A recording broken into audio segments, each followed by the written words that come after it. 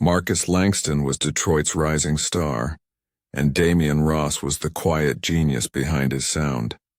Together they turned struggle into rhythm and pain into fame, but behind the music lay a secret powerful enough to destroy them both.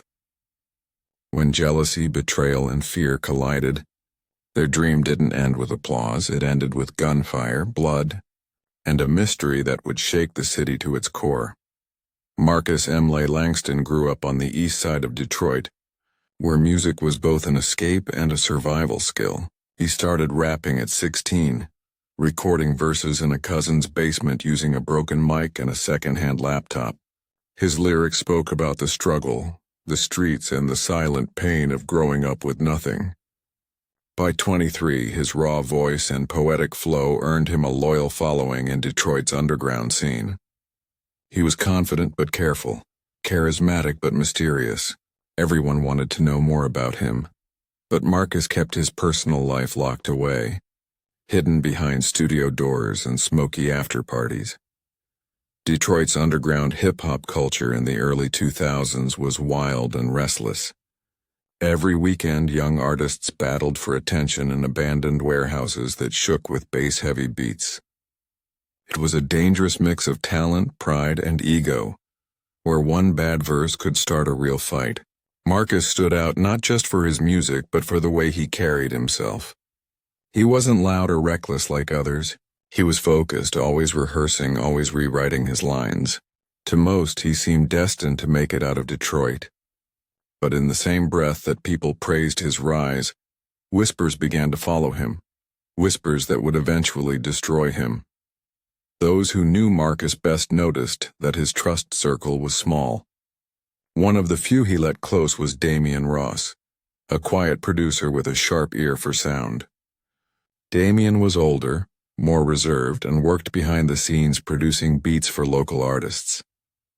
He saw something in Marcus that others didn't, a creative spark that came from pain, not pride. The two spent long nights in the studio, building music that blended Damian's smooth production with Marcus's fiery storytelling.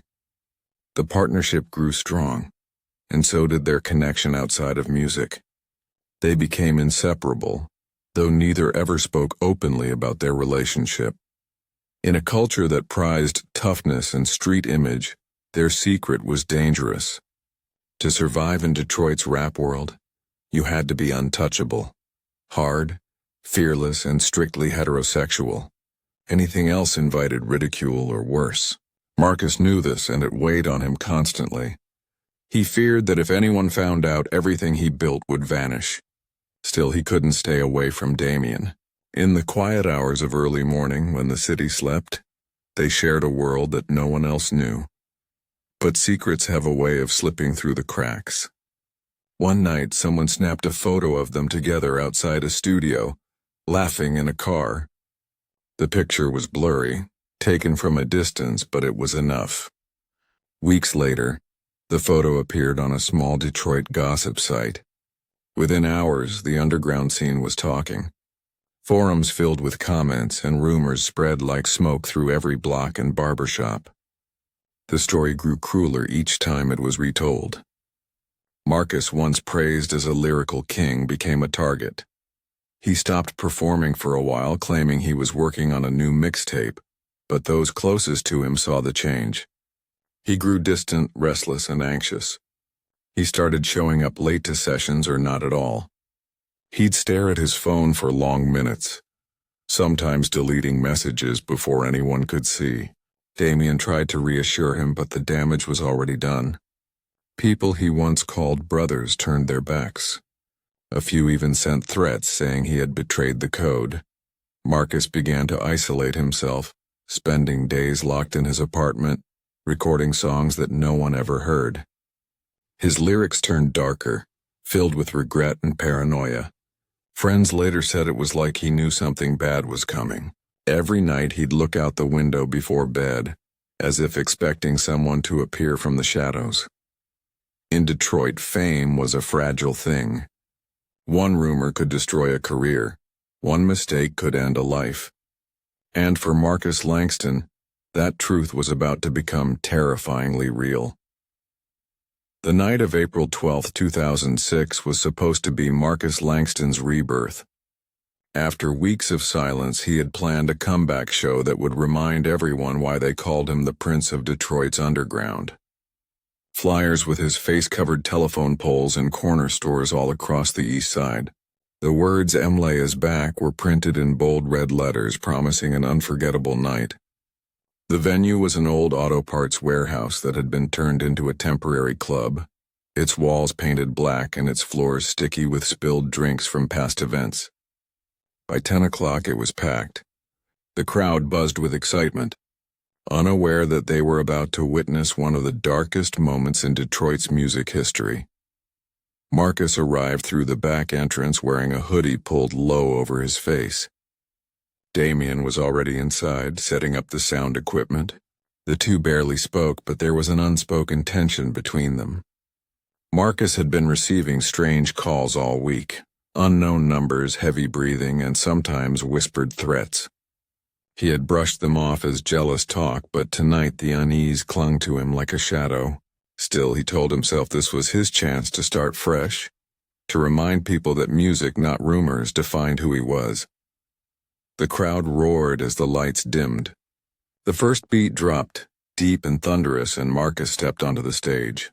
Cameras flashed, hands went up, and the energy in the room exploded. For the first few minutes, it felt like everything was back to normal. His words flowed like fire, his presence magnetic. Even the people who had doubted him couldn't help but cheer. It was the moment he had dreamed of, the redemption he had fought for. Damien watched from the booth, smiling proudly. He had always believed Marcus would rise again, that talent would drown out gossip. Beside him, though, another figure stood quietly near the shadows, Tyrone T-Lock Bridges.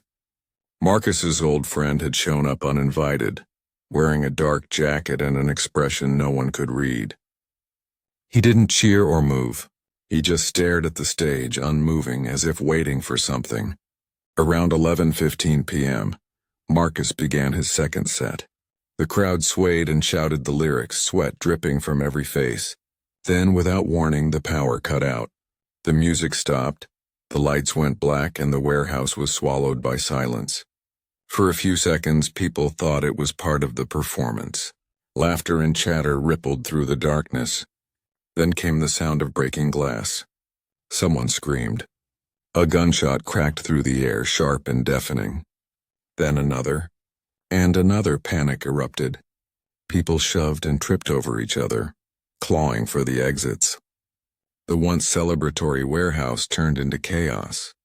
Shouts of fear mixed with the echo of running footsteps. The smell of gunpowder filled the air. When the lights flickered back on, the scene was carnage. Bodies were scattered on the floor, drinks and blood pooling together. Equipment was overturned, wires ripped out, and the sound of crying echoed through the space. Marcus Langston lay near the stage, 2 gunshot wounds in his chest. His hoodie was soaked in red. Damien was on the ground beside him, clutching his arm, blood dripping from a cut across his temple. He kept repeating Marcus's name, shaking as paramedics rushed in minutes later. 3 others were dead. Their names later revealed to be fans who had come to see their idol perform. Witnesses gave different accounts. Some swore they saw T-Lock run toward the back exit the moment the lights went out. Others claimed a masked man in a black hoodie had pushed through the crowd with a gun in his hand. The confusion made it impossible to tell what had really happened. All anyone knew was that the night meant to relaunch Marcus's career had ended in horror. By dawn, news vans surrounded the warehouse. Reporters called it a massacre. Police sealed off the area, collecting shell casings and broken phones. Detroit's music world was stunned. The rising star who had once symbolized hope for the city's underground was gone, and as investigators began piecing together the chaos, one question echoed across every street, every studio, every radio station. Who wanted Marcus Langston dead, and why? The morning after the warehouse shooting, Detroit woke up to a nightmare. News stations played grainy footage of flashing police lights and body bags being carried out into the cold dawn. Headlines called it the Detroit Down Low Massacre. In just a few hours, the story had grown from a tragedy to a full-blown media storm. The murder of Marcus Langston, a young rapper with growing fame, was shocking enough, but rumors of betrayal, jealousy, and secrets gave it a sinister edge. The streets buzzed with speculation, each version darker than the last. Detectives from the Detroit Homicide Division arrived at the scene before sunrise. They found spent shell casings near the stage, smeared footprints leading toward the back exit, and bloodstains stretching across the concrete floor. It was chaos even for experienced investigators. There was no clear line between victims, witnesses, or suspects. Dozens of terrified fans had fled the building before police arrived, and many refused to return. In the crowd's panic, phones had been dropped, doors torn open, and cameras broken. It was a forensic mess. The first major lead came from the surveillance footage of a convenience store next door. The grainy video showed a black sedan parked near the warehouse 2 hours before the show. Inside the car sat two men, one matching the description of Tyrone T. Lock Bridges, Marcus's longtime friend and rival. The other man was unknown at first, but later identified as Andre Tone Willis, a small-time dealer known to carry guns. The footage wasn't clear enough to confirm anything, but it gave detectives somewhere to start. Meanwhile, Damian Ross lay in a hospital bed recovering from his injuries. He had lost a lot of blood but survived. When questioned, he seemed disoriented and grief-stricken. He told police that Marcus had been paranoid for weeks, convinced someone was after him. He also mentioned that Marcus had received threatening messages warning him not to perform that night. Investigators traced the numbers, but they led to disposable phones. Dead ends. Word spread quickly that T-Lock had vanished after the shooting. His home was empty, his car abandoned behind a gas station near the freeway. Neighbors said he hadn't been seen since the night of the concert. The police issued a warrant for his arrest, calling him a person of interest. Within hours, his face was plastered across news screens, and the city turned against him. Many believed it was jealousy, that T-Lock couldn't handle Marcus's success or the rumors about his private life. Others insisted the situation was more complicated, hinting that T-Lock was being framed. In the days that followed, more details surfaced. Investigators discovered that Marcus had withdrawn a large sum of cash 2 days before the concert. No one knew why. Some speculated he was planning to leave Detroit. Others believed he had been paying off someone who was threatening him. Then came a shocking twist. A witness, a stagehand who had worked at the show, came forward claiming he saw Marcus and T-Lock arguing near the back entrance shortly before the lights went out. The argument was brief but intense enough to draw attention. Minutes later, the power failed and the shooting began. The public wanted answers, but the investigation moved slowly. With no murder weapon recovered and conflicting eyewitness accounts, the case seemed stuck. The city's underground community, once tight-knit, began tearing itself apart. Artists pointed fingers at each other, accusing rivals of betrayal. Conspiracy theories spread online, some saying it was a gang hit, others claiming it was revenge for the leaked photo months earlier.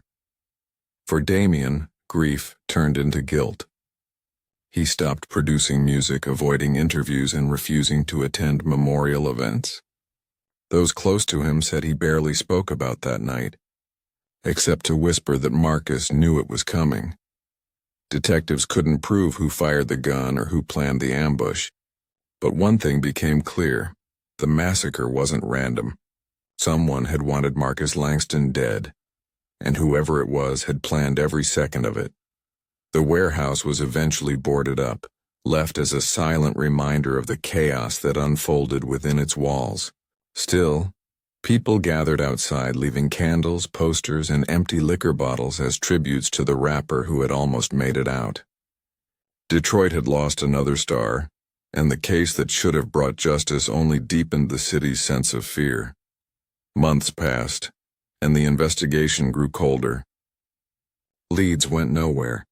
Witnesses disappeared. But one name never faded from police files or public memory: Tyrone T. Locke Bridges. He had vanished into thin air, and until he was found, the truth behind the Detroit Down Low massacre would remain buried under layers of silence. Secrets and blood. 5 years after the massacre, most people had stopped expecting answers. The city had moved on to new tragedies, new headlines, and new faces in the rap scene. The warehouse where it all happened still stood, abandoned and rotting, its walls covered in graffiti that read, "Rest in Power, Emley." Every few months, someone would post a blurry photo online, claiming to have seen a shadow inside the building at night, feeding the legend that the place was haunted. But for the detectives who had worked the case, the haunting came not from ghosts, but from the lack of closure. The files were still open, the suspect still missing, and the truth still out of reach. In early 2011, a break came in the most unexpected way. A Chicago police officer was working a routine narcotics case when he encountered a man using the name Anthony Bridge. The ID looked authentic, but the officer sensed something off. When he ran the fingerprints, the system flashed a match. Tyrone T. Locke Bridges, wanted in Detroit for multiple counts of murder. Within hours, Chicago authorities contacted Detroit, and a joint task force was formed. T. Locke tried to escape, running through back alleys before being tackled behind a nightclub. After 5 years on the run, the man everyone thought had vanished forever was finally caught. His capture reignited the story across Detroit. Old news clips resurfaced, podcasts dissected every rumor, and fans debated whether T. Locke was guilty or just another scapegoat.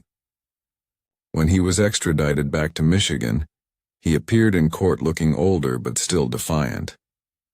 Gone was the flashy rapper image. He wore plain clothes, his hair grown out, his expression hard. Reporters shouted questions as he was led inside, but he didn't speak. Investigators had more than they did before. In T. Locke's old apartment in Chicago, police found letters written to a woman named Crystal, believed to be his girlfriend while he was on the run. The letters were emotional, full of regret and anger.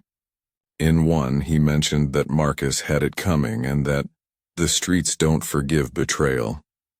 Another referred to the code and what happens when someone breaks it. While not an outright confession, the tone was chilling. The prosecution used the letters to build a narrative of motive and revenge, painting T. Locke as a jealous friend who couldn't handle Marcus's growing success or his secret relationship with Damien. The trial began in the summer of 2012.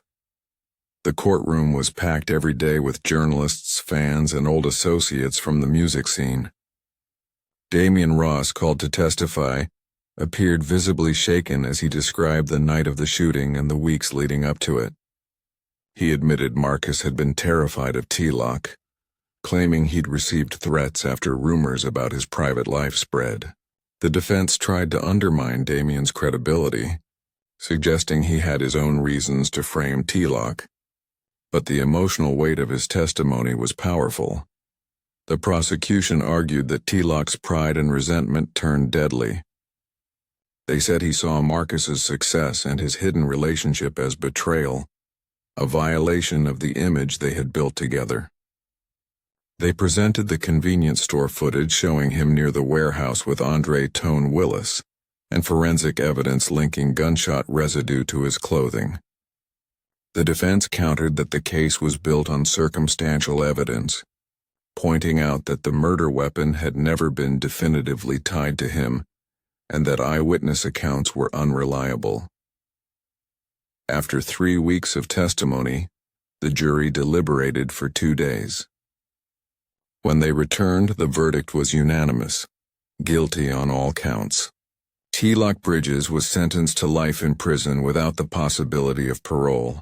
As he was led away, he stared straight ahead, expressionless, refusing to look at anyone in the courtroom. Some felt justice had finally been served.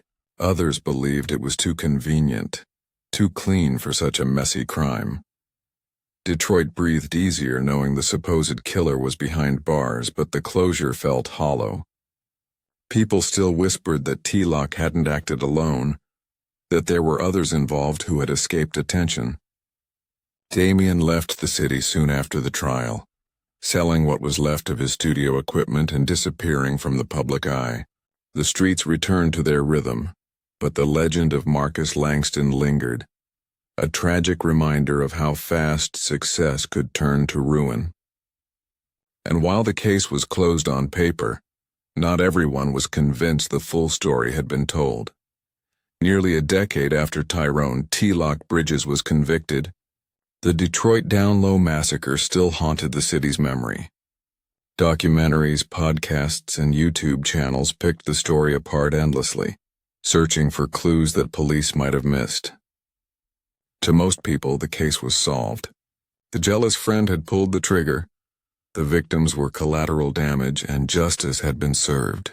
But for those who had followed the case from the beginning, certain details never sat right, loose ends that refused to stay buried. In 2021, retired homicide detective Raymond Carter began reviewing cold cases for a private research project. When he opened the thick file labeled Marcus Langston, something about it caught his attention. The case had always bothered him, mostly because the timeline of events didn't fully line up. There were missing phone records, unclear financial transactions, and evidence logs with unexplained gaps. He decided to dig deeper, not for the department but for his own peace of mind. One discovery immediately stood out. Among the evidence was a printed copy of an email chain between Damien Ross and an unidentified sender. The messages were dated just weeks before the massacre. The sender demanded money, threatening to expose everything about Marcus's private life and Damien's involvement with him if payment wasn't made. The tone was cold, confident, and clearly written by someone who knew both men personally. The emails had been dismissed years earlier as unverified spam, but Carter wasn't convinced. The dates matched perfectly with the period when Marcus had withdrawn several $1,000s in cash, the same withdrawal that had never been explained during the trial. Digging further, Carter traced a paper trail showing that Damien had quietly taken out a life insurance policy on Marcus only 3 months before the shooting.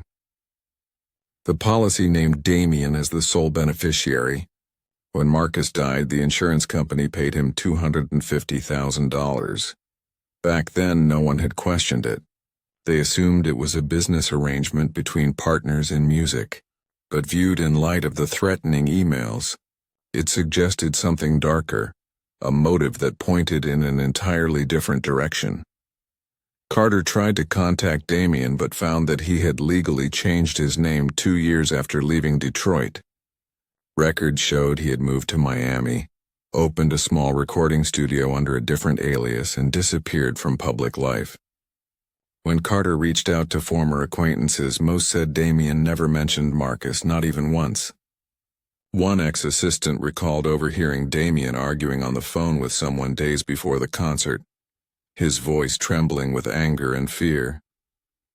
Whatever was said during that call was enough to make him leave town soon after the massacre.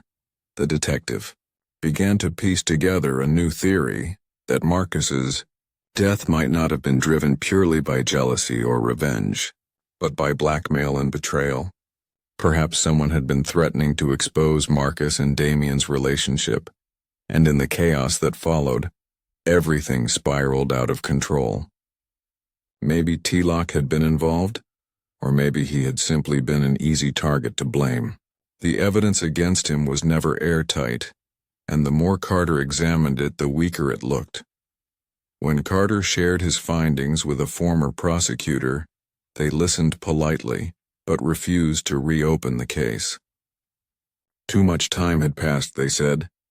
The verdict had been made, the suspect was behind bars, and revisiting old wounds wouldn't change anything. But Carter couldn't shake the feeling that the truth was still out there, somewhere between the music, the money, and the lies. Today, the warehouse where Marcus died still stands, rusting and silent. The walls are covered with fading murals of his face. Candles melted into puddles at the base of the stage where he fell. Locals say that on quiet nights, if you stand outside long enough, you can hear faint echoes of his voice. Verses carried by the wind, a ghostly reminder of what was lost. To the new generation of Detroit artists, Marcus Langston is both a legend and a warning. They remember him not just for his beats, but for how quickly the dream turned into bloodshed. The truth behind the Detroit Down Low massacre may never be fully known. Some say T-Lock took the fall for a crime he didn't commit. Others believe Damien orchestrated everything and walked away untouched. A few whisper that both were victims of a third player, someone who knew the right buttons to push and the right strings to pull. The only certainty is that 5 people died that night, and the scars left behind have never healed. For Detective Carter, the case remains unfinished. He still keeps a copy of Marcus's last unreleased song on his desk, a haunting track titled "Silence Ain't Free." The lyrics speak of betrayal, secrets, and a world where truth comes with a price. Whether Marcus knew what was coming or not, his words became prophecy. In Detroit, the music still plays, but the echoes of that night remind everyone how fame, secrets, and survival can twist together until even the brightest star burns out in blood.